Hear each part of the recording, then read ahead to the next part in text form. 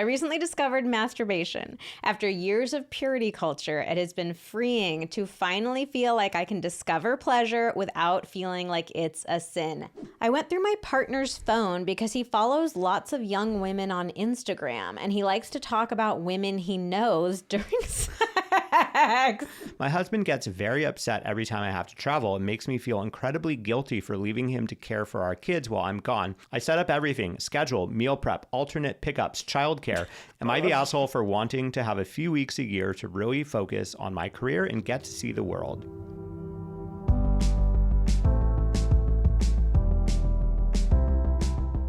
Hello and welcome to the Pillow Talks podcast. We're your hosts, Vanessa and Xander Marin. I'm a sex therapist with over 20 years of experience. And I'm just a regular dude.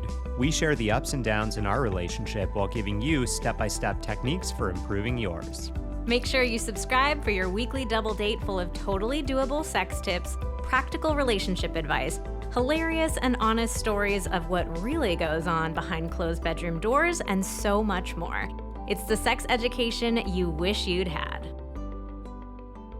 We are back today with a fan favorite series, Am I the Asshole? So first we got to give credit where credit is due. This trend emerged from Reddit originally. There's a whole subreddit all called Am I the Asshole? AITA. But we thought it was such a fun idea. We thought, you know what, let's bring it over. Let's use this format as well. And so we've done specific Am I the Asshole episodes around like in-laws and holiday drama, but we decided this time around, let's just open it up to a general, like, am I the asshole in any context, any situation? Are you generally an asshole? So basically... Is that what the title of this episode is going to be? Yes, are you generally an asshole? Basically, the whole concept behind this is you share a challenging situation that you're finding yourself in that's leaving you wondering, like, am I the asshole in this situation? Am I in the wrong? Is this on me? Am I the problem? Or is somebody else? Yeah, or everybody else. The other person, maybe your partner. The world at large. So we posted this on Instagram. We got a lot of great stories, and we are going to dive into them today. We're talking about things like masturbating, journaling about your past relationship, going through your partner's phone. So this is going to be a fun one, and also a really great one to listen to with your partner. This is going to be a great road trip episode, or just like driving around doing some errands. Like, listen to the prompt, pause it, and the two of you share your thoughts, and then press play and see if we agree with you. It's just like a great one to open up some conversations with your partner. But first, we got to get into this week's Review of the Week. And Review of the Week, what the hell is that, you might be asking? Well, we do a little giveaway every single week. If you hear your review read aloud, that means that you've won. And the reason we do this is because reviews are such an important way for our podcast to be able to grow and for other people to find out that we are an awesome podcast. So if you hear your review read, then you win. All you have to do is DM us on Instagram or email us at info@vmtherapy.com, and we will hook you up with a free masterclass. So here's the winner. Forever Grateful Favorite Podcast. So forever grateful for Vanessa and Xander, this podcast, their courses, and everything they do. I first found Vanessa when she was on Armchair Expert and then immediately binged all of the podcast episodes from the very start. Now I continue to look forward to each weekly airing on top of getting their content daily through their emails and their Instagram. Not only have the podcast been immensely helpful for my sex life, but also my relationship as a whole, helping us connect more physically and emotionally, even 10 years in with my husband. Their courses are incredible as well, and highly recommend everything they do. Love and appreciate their down-to-earth, relatable, open, and honest, evidence-based content. I have and continue to learn so much from Vanessa and Xander. Heart. Wow, that's a great review. Thank you so much for that. I heart that review. And if you, I know they mentioned our courses. If you do not know about our courses, if you've never checked them out, we have a ton of really fun ones. And you can just go to vanessaandxander.com and find all of them there. All right, let's get right into it. I'll read the first one. I recently discovered masturbation after years of pure... I'm 14 years old. Nope. No. That's just so innocent and pure. I love it. I love it. This is a great start. I recently we are not laughing at you to this person, to be super clear. This is really sweet. Especially once you read the rest of the story. Okay. I recently discovered masturbation. After years of purity culture, it has been freeing to finally feel like I can discover pleasure without feeling like it's a sin. Hell yeah, we love this. My husband, who grew up in it and shares the same faith as me, has become very curious about it. He says it's a huge turn on to hear about my masturbation. He likes to get into the details and asks a lot of questions. While I do sometimes enjoy sharing with him, his constant questioning about the last time I did it has started to make it feel like an interrogation. I do not feel like I should have to tell him every time I take care of myself and how I did it, etc. I feel like it kills the excitement and pleasure for me. While I don't mind sharing with him sometimes because it also brings me joy to see him get turned on, sometimes I just want my time to be between me, myself, and I. I do not use it as a way out of sex, but as a way to discover myself. Am I the asshole for not always sharing? Xander, what do you think? If you've been listening to the podcast for a while, you know that I have been using OneSkin products for months and absolutely loving what they are doing for my face. Today, I want to tell you a little bit about OS1 eye. Did you know that the skin around your eyes can be 20 to 30 years biologically older than the rest of your face? It's up to 5 times thinner too, which makes it more vulnerable to things like wrinkles, sagging, and cellular damage. So that's why OneSkin's founding team of scientists created OS1 eye. It's designed specifically for this ultra delicate eye area and has the highest concentration of their proprietary OS1 peptide, the first ingredient scientifically proven to reverse skin's biological age. I've really been loving this eye cream. It's just a joy to use. I can totally see the impacts around my eyes, and I'm so excited for you to get to try it as well. Founded by an all-woman team of skin longevity scientists, OneSkin is redefining the aging process with their proprietary OS1 peptide, the first ingredient proven to help skin look, feel, and behave like its younger self. Get 15% off with code PILLOW at oneskin.co. That's 15% off oneskin.co with code PILLOW. After you purchase, they'll ask where you heard about them. Please support the show and tell them that we sent you. Invest in the health and longevity of your skin with OneSkin. Your future self will thank you. I'm just going to come in hot and say, no, you are absolutely not the asshole for not always sharing. I do think it's really awesome that your husband enjoys this. And he's obviously super supportive of this. I think that Is he the asshole? It's hard to call him an asshole. I think that it was hard to call him an asshole yet. I think that this merits a conversation about like, hey, I love that you love this. And I love that this turns you on. That's totally normal and sexy that my masturbation turns you on. And I do love talking with you about it sometimes. It does feel like the frequency with which you're asking me about this is starting to impact my own ability to enjoy my own masturbation. So like, I think that it's time to talk about like, maybe, I don't know, taking down the number of questions that he asks about it. That's a tough thing to navigate, but what do you think about that? I mean, I think these are two people who are coming out of purity culture, having this incredible exploration and realization that, you know, we can explore our own bodies. It doesn't have to be sinful. I think he's coming at this from a really pure and sweet place. It's like, oh my God, I don't want to be embarrassed about this anymore. We can talk about it. It's super sexy to me. I think he's being really supportive and he's getting excited. Yeah. And maybe like a little overly excited. But I don't blame him. I don't think he's doing anything wrong. And I appreciate that he's so curious about it and so turned on by it. So I really want to be careful about not dampening that and also not dampening her exploration because that's also an amazing thing. So I think that this could merit a very gentle conversation where I would say something like, This is so exciting for me to be exploring masturbation for myself for the first time. And I'm so excited that you're excited by it too. It's really turning me on.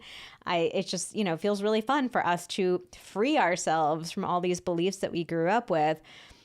And at the same time, I think sometimes, okay, so here's what I do think is I think probably the questioning feels a little bit much because she's still grappling with peeling back the layers of the shame. Yeah. So I don't think it's necessarily that he's like, 20 questions like, where did you do it? And when did you do it? And how did you do it? And what did it feel like? And then what happened next? Like, I think probably he's just asking a couple questions, but she's still like, this feels weird because I feel like I'm, been told my whole life that it's a sin.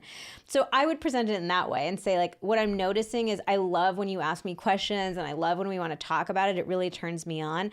And sometimes it still is bringing up a little bit of that shame for me that I spent my whole life feeling that I'm really trying to unpack. So maybe we could talk about it like a little bit less as I get more comfortable with it. I would present it more as like, this is my shame and embarrassment rather than getting on him for saying you're asking too many questions. One other idea that I just had is like, and this would only be if this sounds okay to you, the person writing in, is you could say, hey, I'm totally fine with and encourage you to ask me, when was the last time you masturbated? Because obviously he gets a zing out of that. Like he's asking because he thinks it's hot. It's something that turns him on and gets him excited.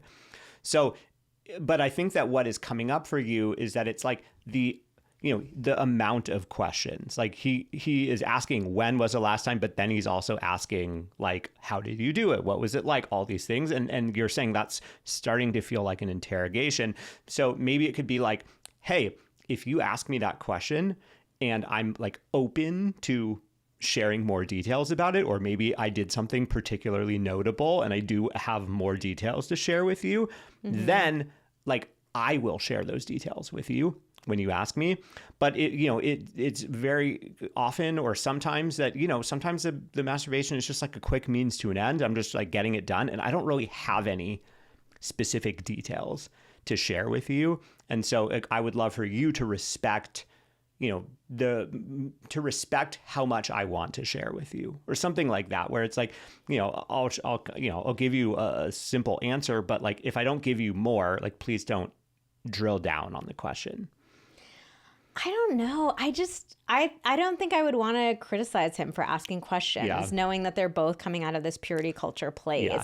Like I totally understand what she's saying, that she's like, I kind of want to keep a little bit of this to myself, which I think she's absolutely within her right to do. Like you get to have a relationship with your own body, with your own pleasure. Like you're not an asshole for wanting to have a little bit of that to yourself. But I'm also feeling really sensitive to not making the husband feel like he's doing something bad or wrong when this is like just the beginning of a big change for them. Yeah. So what I would do though, I think that there's a sexy way to kind of play with it where maybe if he's saying like, okay, so first of all, if he's saying like, tell me about the last time you did it, just tell him about one of the times. It doesn't have to be the last time. If you have a time that you want to keep to yourself, you don't have to share it with him. Just tell him a different time.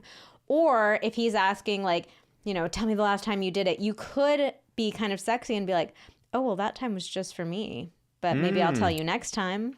If you're a good boy. Yeah. I mean, play into it. Play around with it. Or like, oh, well, why don't you tell me about your last time? Or how about show you? Maybe I'll show you next time if you're good. You should do both of those things. Like ask him to tell you if he's exploring his own masturbation, and you should definitely explore it together. We have a whole podcast episode about that, about mutual masturbation. I have a feeling that he might really enjoy doing it with you. If he is liking hearing about what you are doing, what better to see it than to just hear about it. Yeah. So I think you could be kind of like playful and sexy about it too. Also, I would venture a guess, like you said, this is you guys just discovering this.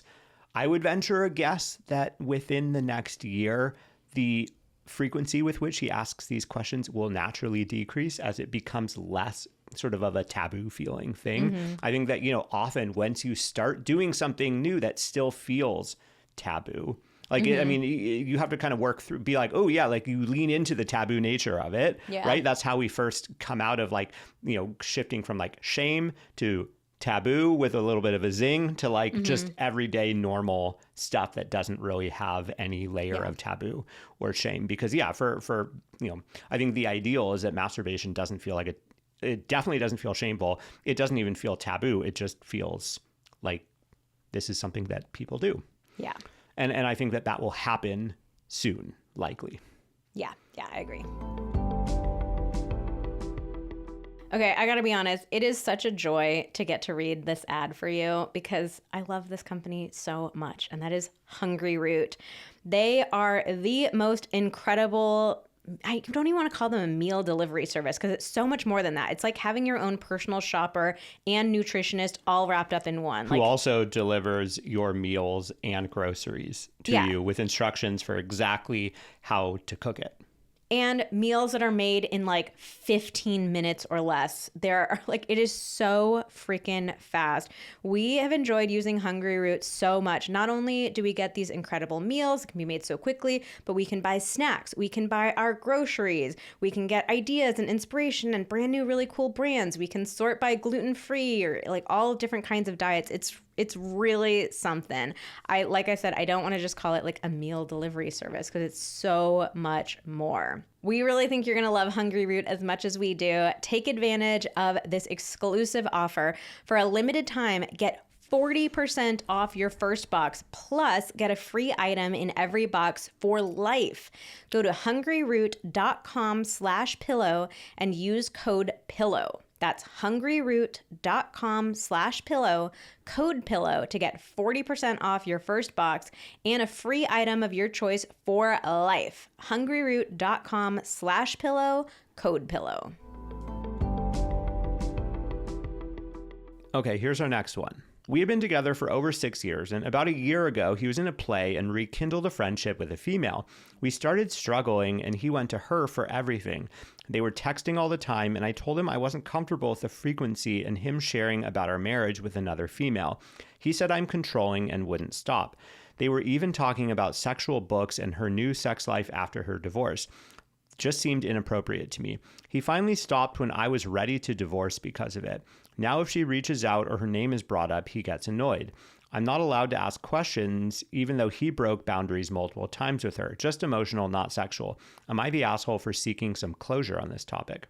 Okay, so many thoughts. I kind of want to answer the am I the asshole just about the female friendship thing, but it seems like we're beyond that. Now we're kind of talking about the aftermath of this. She's no longer, well, let's go back to it. I think that the topic of opposite sex friendships or even same sex friendships, friendships with the gender that you tend to be attracted to. It's hard. It's like such a mouthful to say it, but if you're attracted to other men, friendships with men. If you're attracted to other women, friendships with other women, whatever. Friendships with people that you could potentially be attracted to. That's obviously such a landmine of a topic. And I think it's something that there are no hard and fast rules about in general. I think it's something that every couple needs to decide for themselves. For me personally, I feel uncomfortable with the idea of let's use our relationship as an example because you're attracted to women. I feel really uncomfortable in our relationship making a rule that you're not allowed to be friends with women. And I think that actually you being friends with women is a good sign, that you can have friendships, that you can have that kind of emotional connection, that you can have other women in your life. I think that's a really good thing. I think most people would say, I don't want my partner, I wouldn't want my husband being friends with other women. Mm-hmm. I think most people would say that. And I think that's really a bummer. That being said, I also understand that there are a lot of friendships where boundaries get crossed, lines get crossed. And this one is kind of I would love to hear from the husband because I'm not totally sure. It sounds like the wife here, she was just angry about him being friends with another woman, period. And my guess is that she may have been reading into a little bit of stuff. But at the same time, she says he's going to her for everything.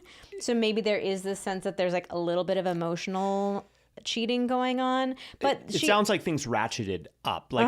First it's okay, we're having problems in our marriage, and this person is now the first person that my partner is going to I about don't our think problem. That's a bad thing. No, I know. But but I'm just saying, first that is happening. So that's the context in which everything is happening. So I'm not saying it's right, but I can understand that there's sort of this frustration where it's like, because also it's like they've just rekindled a friendship. So yeah, maybe I don't know the history of like were they super close a long time ago, but I could see the perspective of, hey, this is just this like brand new friend or newish friendship that you have, and now this is like your go-to person to talk about this stuff that where, you know, maybe you're feeling some resentment, like, hey, like how come we aren't talking about, how come we aren't figuring this out? So then there's that, but then there's the ratcheting up of like talking about sexual books and then her sex life. Like, I don't know. Though. It's unclear, but I could see where it's like when you stack all those things up, you start making connections that may not be there, but but it does feel inappropriate. Yeah. I mean, it's like if the conversation with her saying like, oh, I'm reading AITA, man, these books are so sexy, everybody's reading them. That's one thing. If she's saying like, oh, I read this chapter about XYZ and it's got me so hot and heavy and now I can't get it out of my mind. Like, that's obviously inappropriate. But yeah, so I'm like, I think that this sounds like has crossed over into inappropriate territory. But of course, like we'd have to talk to him to really know the full story. But anyways, we're past that point now. So now the wife said, I'm going to divorce you unless you stop. He gave in to that. Now where they are at is that she, like whenever this friend reaches out or her name is brought up, the husband is shutting it down and saying, don't ask me any questions. I don't want to talk about her. And so this wife is wondering, am I the asshole for this? I kind of think, yeah. Like if you gave him that ultimatum, like I will divorce you unless you stop your friendship with this woman. He gave into that and said, fine, I won't be friends with her anymore. I don't think you're allowed to like keep asking him a bunch of questions about her unless there's like new stuff happening. Yeah. But just going back and rehashing like, well, what was that conversation you had? And why did you do that with her? And why did you talk to her about that? Like, that's not useful for either of you. Yeah. I mean, he's probably like, look, you set a boundary. I followed the boundary. I followed it. And now it feels like you're like trying to get me to wade into murky waters. Like you said, you didn't want to, you didn't want me talking about her, but now you're trying to get me to talk about her. I could see. So it feels like a trap. Yeah. It feels like a trap. And also like, yeah, he's allowed to have some feelings that like he obviously didn't agree with you about this boundary. He didn't agree with your boundary, but he decided to abide by it because he clearly wanted to be with you more than he wanted to keep that friendship. Right. And so he's allowed to say, hey, I don't love the fact I disagreed with you conceptually about whether I should be allowed to be friends with her. I told you that. I don't love this boundary, but I'm going to do it. So he's allowed to be like, so yeah, like I did everything you said. Now, please don't talk to me about her. Yeah. Again, I don't, it's hard for me. Like this was something I didn't want to not be friends with her. Like she was a good friend of mine and now I'm not friends with her. And so it's like, it's like rubbing salt in my wounds when we talk about it. Now, the thing that I don't know is like, what truly was the boundary that you set? If it was unclear as to how much had happened and you were like, I don't want you to talk to her and I also need to know all the details of everything that happened as a condition for us not getting a divorce, and he hasn't followed through on that, then yeah, you're allowed to continue asking questions or trying to get closure. But from what you've written here, it sounds like you just said the boundary is you're not communicating with her anymore. And now he's like, yeah, I did that. So we're done talking. Like this isn't a topic that we bring up anymore. The only thing that gives me pause is she said like, now if she reaches out, I'm like, I'm not sure what's going on there. How often is this woman reaching out? How many times has she reached out? That seems a little strange. And I do think like if I was the wife, I would feel weird if you were being squirrely about that. If you were like, I don't want to talk about it. It's like, well, at least tell me, like, when did she reach out? What did she say? How did you respond? I think that for me, it's like, if it's something new that is happening, I think you're allowed to ask questions about that. But I would not say, like, I don't think you can go back and say, well, tell me again about that conversation you had, or tell me again what she said about da-da-da-da. Like, that's just not useful. Yeah, it's unclear if he had, like, a proper friend breakup with her. Like, did he say, hey, I'm sorry, I can't talk to you anymore. Yeah. Like, it's it's you or my relationship. I'm choosing my relationship. I'm sorry. I wish it wasn't this way, but like this friendship isn't going to work for me anymore. Yeah. Like it's as much, I think a lot of people don't think they should need to or don't want to have a friend break up. It would be crazy to be like, ghost a partner, someone that you're married to. Yeah. Right. Or like a super long, I mean, I don't agree with ghosting ever, but like, a long-term relationship, right? Like, no, you have to break up. And I think if you don't want to talk to another friend anymore, or you can't talk to that friend for whatever reason, I do think it is on you to set that boundary with the friend. So I wonder if he hasn't done that. So I think that maybe the only closure that you can get here is if he hasn't done that, say, hey, the fact that she keeps reaching out is a problem. And that's, one of the reasons why I keep wanting to ask you about this. It's like, I think that what needs to happen is like, you need to tell her like, no, or maybe just block her or whatever it is. Because that seems maybe like the appropriate closure here. Yeah. Did you know that a pillowcase could be the reason why your skin has blemishes and your hair is breaking? I actually just found this out, and I was so excited to find out about our brand new podcast sponsor, Blissy. They make incredible silk pillowcases that eliminate frizz, preserve hairstyles, and protect color-treated hair. They're dermatologist tested and recommended, clinically proven not to clog pores, unlike cotton. Naturally hydrating silk fibers keep skin moisturized all night. I literally found out about this from a good friend of mine, and not a couple of weeks later, Blissy reached out to be a podcast sponsor. So we've tried out their pillowcases, and it really makes such a difference on your hair and skin. I get my hair colored. I get it bleach the shit out of it, and it's been really dry and frizzy and just all over the place lately, and it's been super fun to see the difference that literally just sleeping on a pillowcase, it's no effort whatsoever, it's just sleeping, has been making on it. We're really excited for you to get to check out Blissy too. They have over 3 million pillowcases sold, and they have an incredible deal because you are a Pillow Talks listener. They're offering a 60-night risk-free plus an additional 30% off when you shop at blissy.com/pillowpod. That's BLISSY.com/pillowpod and use code pillowpod to get an additional 30% off. Your hair and skin will thank you. Okay, let's move on to the next one. I went through my partner's phone because he follows lots of young women on Instagram, and he likes to talk about women he knows during sex. Oh, this is reminding me of what was the one a couple weeks ago? The husband who wanted her to role play as the best friend. Yeah. Are these the same people? Is he like, all right? Do we have to even do the rest of this one? Yeah, your partner's an asshole if he's talking about other women during sex, unless you are super into this and really turned on by this. Yeah. Like, we can just stop here. Sorry, I'm like imagining it's that guy. Like, he heard the episode a couple weeks ago. And he's like, all right, fine. I'll stop asking about your best friend, but I am going to talk about all the young young women I follow. You know what? There was a more recent one of the partner talking about her sister. Oh, that's what I meant. That's what I meant. Yeah, the sister. Oh, all right, fine. God. Sister off limits. Instagram thirst traps.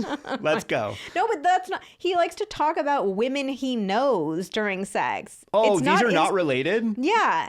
He's following young women on Instagram. Well, he might feel like he knows them. He's talking about women he knows during sex. Oh, boy. No, he's the asshole. Oh, my God. All right, we'll keep reading. The question's not over. This is just the beginning. That's one sentence. It's a long paragraph. Okay. I felt compelled to see what he was doing on his phone that I didn't know about. I found that he had saved sexy pics and masturbation videos from other women, as well as a couple of pictures from my diary. Oh, this is just getting out of control quickly. There are so many layers to this one. Oh my God. I came clean to him about it, and he said it wasn't the same thing as cheating, that he had looked at my diary before he asked about it being private, so he didn't know. I love how the diary is just like thrown in here along with sexy Instagram girls. Okay. He didn't know that the diary was private. Okay, bullshit, dude. And then I was in the wrong because he has asked me to not go through his phone before, so I was in the wrong. We've moved on. No, you should not move on. You should. Oh I'm going to say you should move on as in him. Break up. Yeah. We've moved on, and he says he has deleted all the pics and videos, but he's refused to show me actual proof that he did.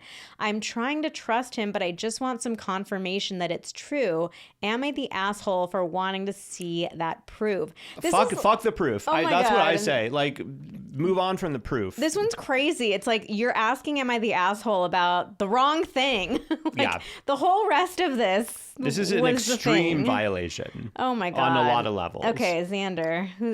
I would lead say, us through this. Who's the asshole here? I would say, there's so many layers of this, and it's like if it was just any one of these, I think there are a lot of things that you could do to repair and to move on. I'm concerned about the combination of all of these things to be really clear. I do not think you should have moved on. Let's answer the overall question of who's the asshole just for these behaviors. He is being this is like, it's manipulative, it's gaslighty, it's turning it back around on you. Like, he did a number of things to violate your trust. Now he's making up a reason why you actually violated his trust, and now like turning it back around on you. And it's like, oh, what? You don't trust me? Oh, God. Okay. So I kind of want to go through the things one by one. So the following young women on Instagram, that is a tricky one. We've talked a little bit about that, but I feel like that might need to be a podcast episode at some point. Thirst traps. To me, this is another situation where there is no objective, like black or white, right or wrong kind of thing. Everybody's going to have different viewpoints about this, and every couple needs to talk about what are their boundaries and their comfort levels. Yeah, ideally early on in the relationship. If you haven't, today would be a good day to talk about that. Yeah, pause this episode right now and have that conversation. So for me personally, I don't love the idea of you following a bunch of accounts just because you think women are sexy. I think that's a lot of the accounts are really creepy. I think it's objectifying. I'm just kind of like, why? I don't mind that you think other women are attractive. I don't mind us being out in the world and you're like, wow, that woman's so hot. She has such a great butt. That's totally fine with me. I don't mind watching movies or TV shows. And, we often have a lot of conversations about that. Oh, do you think she's pretty? I think she's prettier. I think that's totally fine. Just because we are in a relationship doesn't mean you lose your attraction to everybody else. But to me, there is something about actively seeking out accounts that are going to for the purpose of turning you on. Yeah. And following specific people. That just feels weird to me. And it would be weird even if it was I don't know, some movie star that you were really into it was just about her being so hot. I'd be like, I don't know. That feels kind of weird to me. Why? Why are you doing that? Yeah, but then again, not everyone is going to agree with that. Yeah, some people are going to be like, no, fuck yeah, I love that. I love that you're getting turned on by other people and you're bringing that sexual energy back to me. This is a relationship by relationship, person by person thing that everyone's got to evaluate what that feels like for them, then what it feels like in your relationship, and come to an agreement. Just like how different people are going to feel different ways about monogamy or about marriage or about having kids. It's not just oh, well, I think I should be able to do that, and therefore it doesn't matter what you think. It's just like you'd be like, oh, I want to have kids and you don't, so I'm forcing you to. No, these are conversations we have to have, and compromises have to be made, or we have to move on because we aren't in alignment from a values perspective. I have been having some issues with my sleep lately, just feeling hard to fall asleep, hard to stay asleep, which is why I'm so excited to share something that's made a real difference in my life, Beam's Dream Powder. Beam is a healthy nighttime blend packed with science-backed ingredients shown to improve sleep so you can wake up refreshed and ready to take on the day. Dream is made with a powerful blend of all natural ingredients, reishi, magnesium, L-theanine, apigenin, and melatonin. No artificial flavors, sweeteners, or unnecessary additives, just clean, high quality ingredients. And seriously, it tastes so good. It's like a delicious hot chocolate. I'm not even a hot chocolate person, but I really like it. And I just feel like I've been sleeping a lot better since I have been trying it. Beam has already improved over 17.5 million nights of sleep, helping people across the country wake up and feel their best. Here's the bottom line. Better sleep equals better performance. Beam is giving our listeners their best offer yet of up to 40% off. Try their best-selling Dream Powder and get up to 40% off for a limited time. Go to shopbeam.com/pillow and use code PILLOW at checkout. That's shopbeam.com/pillow and use code PILLOW for up to 40% off. Wake up refreshed, no mystery, just science. Try Beam today.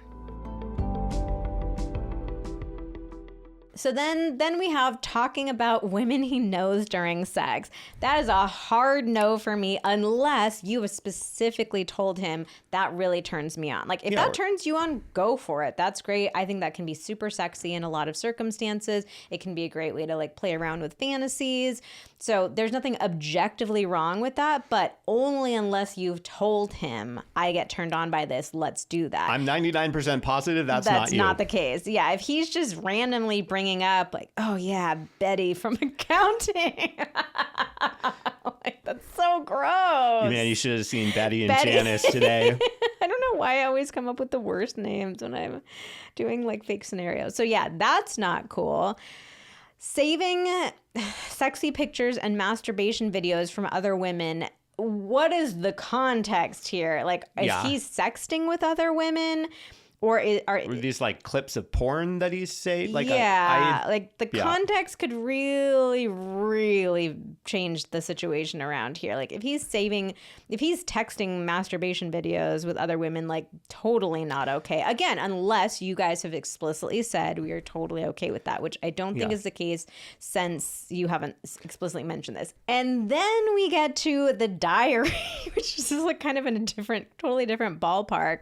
But I think diaries are pretty obvious. I don't think someone needs to be told like, oh, if your partner has something that they're writing in and are tucking it away in their bedside, like don't go reading shit that your partner has written unless they explicitly say like, hey, I want you to read something. Like it's obvious. At least ask them. At least ask them. Hey, can I read this? Is this public? Also, he was taking fucking pictures of it. That's the problem. He knew that it was secret. You wouldn't take pictures of something that you didn't think was supposed to be secretive. Yeah, that's the cherry on top for me. And also, I want to know what the fuck was he doing with those pictures? I would be concerned that he was sending them to people. I mean, he's violated. Why is he sending her diary to other people? Well, I mean, he's getting like masturbation, like he's engaging in all kinds of. Oh, you think it's a dirty diary? I thought it was just like, dear diary, today I had a really nice day. But why? So why is he taking pictures? Like that's what's happening in my mind. I'm like, well, why is he taking pictures if not to like exchange those? I don't know, but I'm worried given all the other things that are going on. But then again, I'm like, who cares? He's already violated so many things that are obviously not feeling okay to you. Where it's like adding one more thing and doesn't really matter. Yeah. Okay. So these are a lot of violations, and it scares me a little bit for you, my dear listener who wrote in about this. Like it scares me a little bit that it scares me a lot that there's not any acknowledgement from you of like, these were a lot of boundary violating things, or like even saying like, I'm not sure how to feel about these. It scares me that you go straight to like, we've moved on.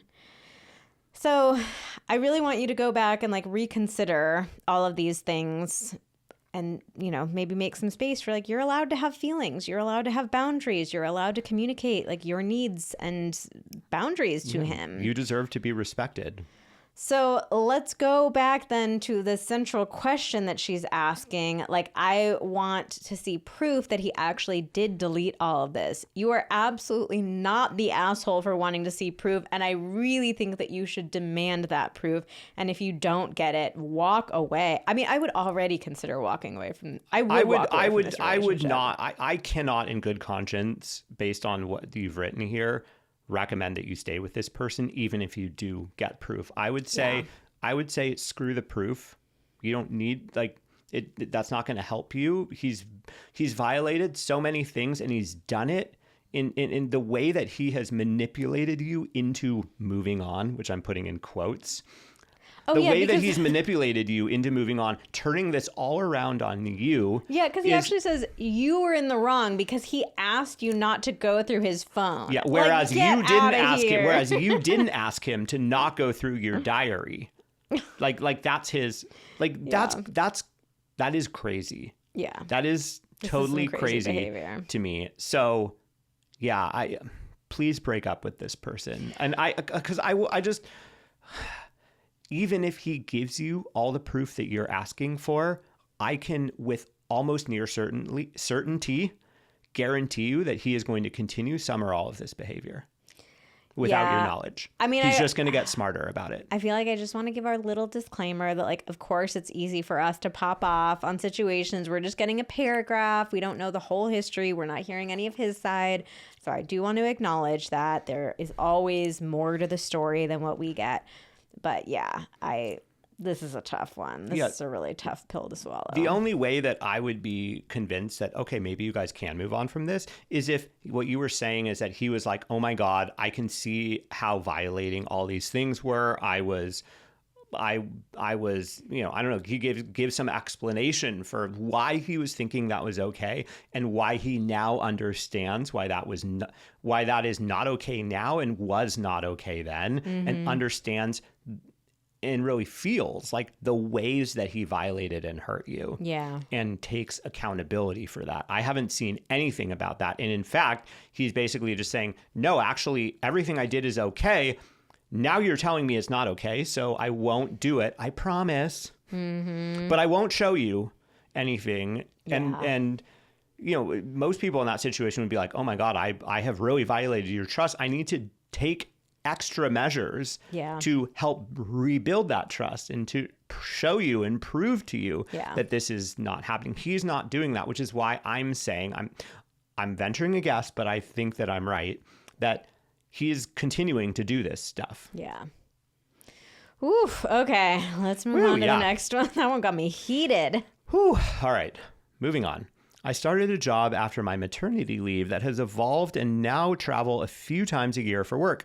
My husband gets very upset every time I have to travel and makes me feel incredibly guilty for leaving him to care for our kids while I'm gone, which is 3 to 5 days at a time. I set up everything, schedule, meal prep, alternate pickups, childcare, everything before I leave, but it still leads to multiple phone calls and guilt trips while I'm gone and after. Am I the asshole for wanting to have a few weeks a year to really focus on my career and get to see the world? No. Next. No, you are not. This one's going to get me heated too. I mean, unless you got into a relationship where part of that was we are agreeing to go with traditional gender roles and I'm committing to being at home and not working and doing the majority of the child care. I mean, even then, you should be able to go away for a couple of days. I mean, if heaven forbid there's a death in your family and you have to go away, and like the whole family is not going to go, like whether it's work or some other disaster, like you need to be able to go away for a couple of days, and your husband needs to be able to be a fucking parent. Yeah, this just feels so ridiculous to me. So, I mean, like, yes, you are allowed to have to travel for work. This isn't even for fun. It's not like you're saying, like, yeah, a couple times a year, I'm just, like, going off for funsies. Yeah, like, girls' party trip. You're doing this for work. Sure, maybe there's some part of it where it's nice to get to, like, be, just have the bed all to yourself or like be in a different city, but like you're going for work. And I'm assuming that you're using at least part of your paycheck to support your family. So like, I hate that he's making you feel like this is something you're doing to him. But then to make it even worse, you are doing all of the work here. All of the work. Yeah, you don't need to do all this setup. He's not a child. These are his freaking kids. Like, you're just asking him to, it's not even like be a dad, because there's literally everything else is all set for him. There's hardly anything he has to do here. I mean, this is maybe too topical, but like if you were to die in a plane crash, like he would need to just become the full 100% parent to those kids, meaning he would need to be able to do all those things. It's not reasonable to be like, I can't do those, and I'm unable to learn how to do them. I'm unable to do them for 3 to 5 days at a time. Yeah, this is crazy.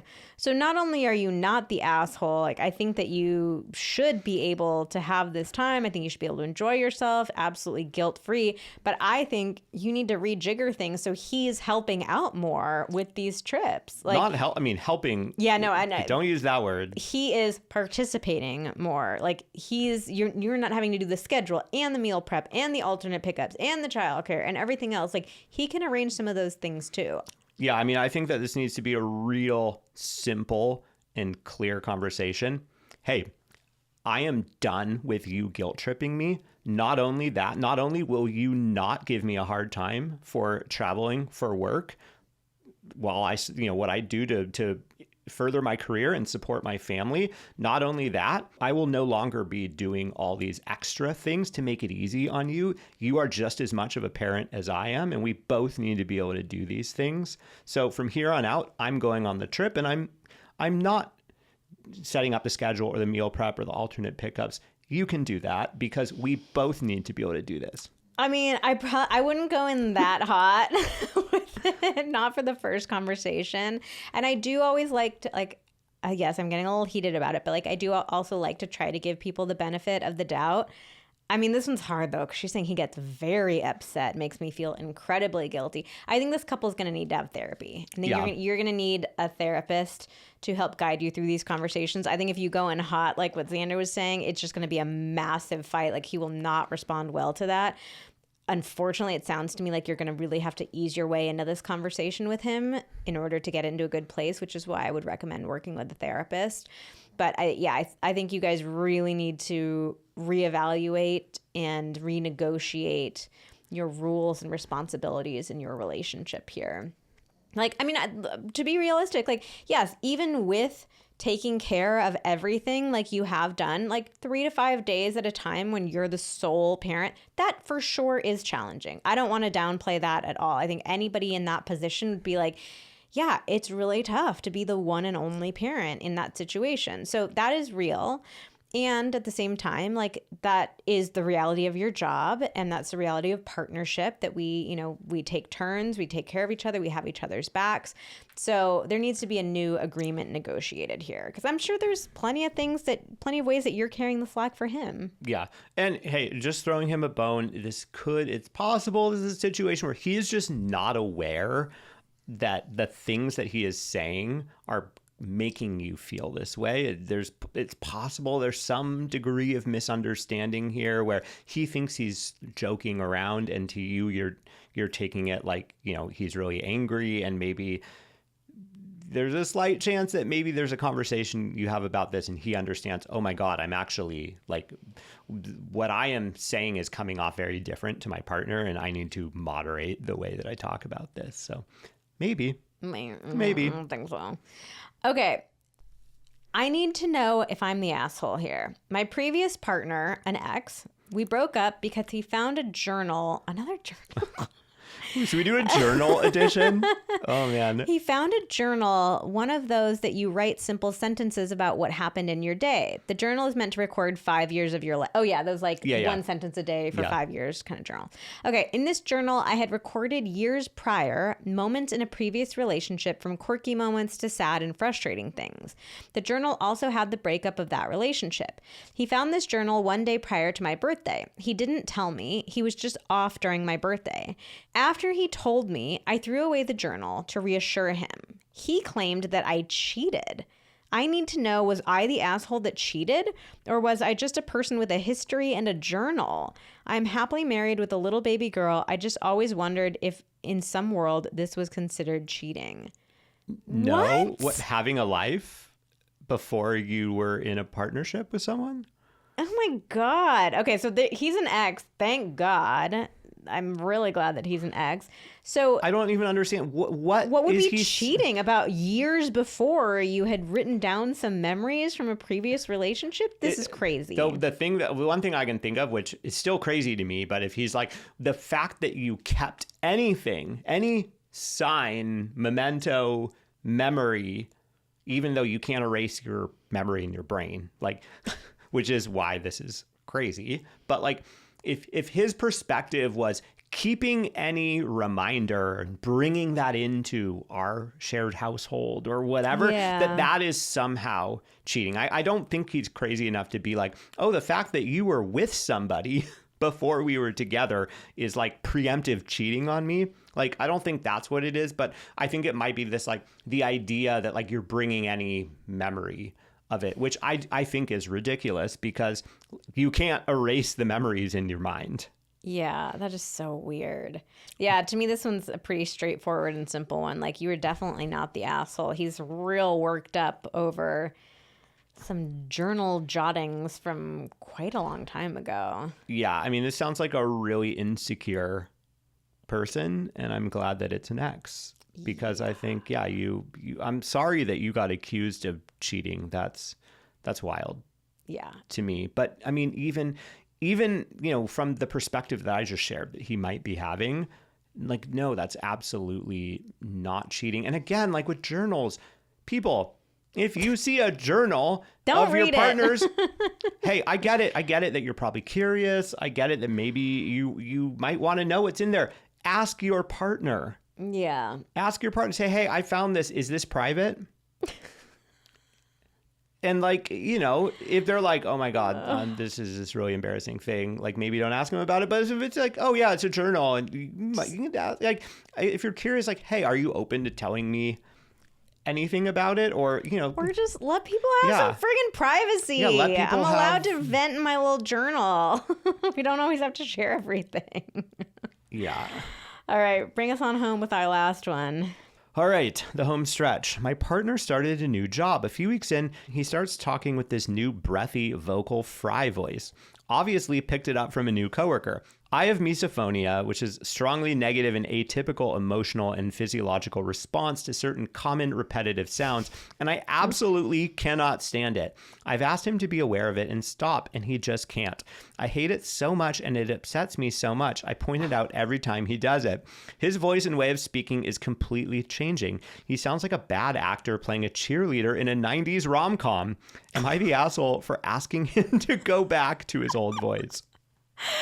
Oh my God, this one's so funny. This reminds me of how like my iPhone updated and my Siri voice sounds different, and I don't like it, the new one, but I don't think I can make it go back.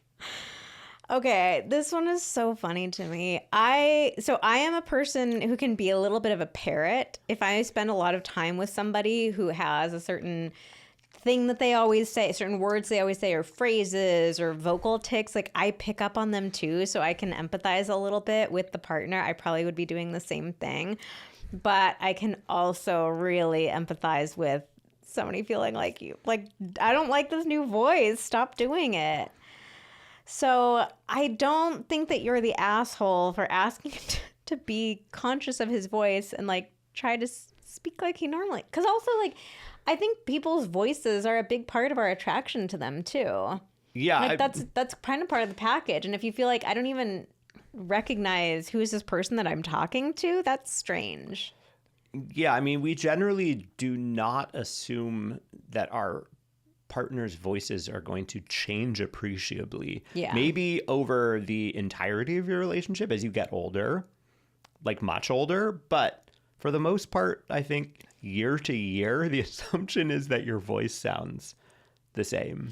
We do have something like a little bit similar that's been happening recently in our relationship. Oh, I'm glad you brought it up. I kind of wanted to bring it up, but it's more your thing to bring up than mine. I can share. So Xander has started when he's like scrolling through Reels. You have this giggle that you do that I have never heard you do before. You don't do it in any other context. It's just when you're going through Reels. It's because I didn't used to really watch Reels, and recently I discovered that it's kind of fun. But though my algorithm sucks now, and I kind of don't want to. No, but you don't even do it when you're laughing at other things. Like we watch lots of other funny shows or whatever. Like we have lots of other funny experiences together. You don't laugh like that. You only laugh like this with Reels, and it's high pitched and it's really weird, and it gives me the ick. It brings me a lot of joy. I understand this, where like on the one hand, it's not something that you're actively trying to do. You're not, you're not trying to laugh that way, and you're certainly not trying to turn me off. And I hate that it's bothering me, because I know that it's something that's happening in moments when you're feeling a lot of joy and like, you're entertained, you're excited in those moments. But I also have such a visceral reaction to it. Like, that sound, like I can't do that sound. It has a real impact on me. So it's a tricky situation. I get it. Yeah. I mean, I've been trying to moderate. It's tough because it's like it's involuntary. Mm-hmm. But yeah, I mean, this is, at least that's not like, it's not like something that has worked its way into my voice 100% of the time. Thank God. The solution is just for you to not watch Instagram Reels. Yeah, man. I mean, this is just a funny question. Has your partner's voice, does his voice change a lot when he's around other people? Is this like a brand new thing that's never happened before? I'm like, this is kind of odd. I don't know. Maybe he could like talk to a speech therapist or something. There might be something going on. I don't know. It does seem odd that it's kind of out of nowhere. Because I like I said, I'm a parrot, but I've been that way my whole life. I've known that that's something that I do. But for you, it's more like picking up like a word or a phrase or like a certain inflection on a word. It's not like, oh, your entire voice, voice has changed, or your entire accent has changed. Yeah. Yeah, I don't think anyone's the asshole here. I understand. I sympathize with it. And I also, I don't think your partner is trying to do it. And it probably, feels kind of weird and tough for him too. Yeah. I mean, I think that maybe you'd be the asshole if it was like, this has to stop and I'm breaking up with you if it doesn't. But also she has misophonia. Yeah, I do also understand. If you have misophonia, I mean, this is the unfortunate reality of having that, is needing to navigate that with your partner, and knowing that sometimes there are things that your partner is going to do that would not bother most people, but do bother you, and you can't control that. Mm-hmm. So, it's so tricky. I mean, you're definitely not the asshole for this. I think this is just a conversation you guys are going to have and figure out what kind of support he might need in order to revert.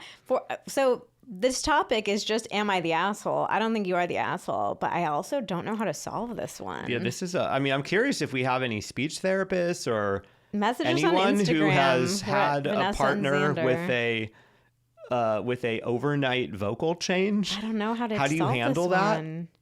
Yeah. There's always something new on this podcast. I love know. it. Come teach us something new, please. Come on over to Instagram. We're at Vanessa and Xander, and let us know if you have any thoughts on this one, because I'm pretty stumped. It's fun to get one where you're totally stumped. Yeah. All right. Well, that wraps up this batch of Am I the Asshole? Like I said before, we do have a bunch of other ones. If you liked this theme, we have the in-laws one, the holiday edition. So just search wherever you listen to podcasts. You can just search Pillow Talks, Am I the Asshole? Or probably even just Asshole will bring it up. And let us know. Just search Asshole. Pillow Talks Asshole. And let us know if there's any other theme that you would love to see us do too, like a specific... Like my diary theme. Diary theme. Yeah, who knew that we would have two related to diaries? That's so funny. And you can also follow us on Instagram. We're at Vanessa and Xander. That's Xander with an X. We do a lot of fun polls over there. We're always putting up our question box prompts to help create these episodes. So we love having people following us in both arenas. Well, that's all for today's episode. Thank you so much for listening. Join us again next week. We release new episodes every Thursday.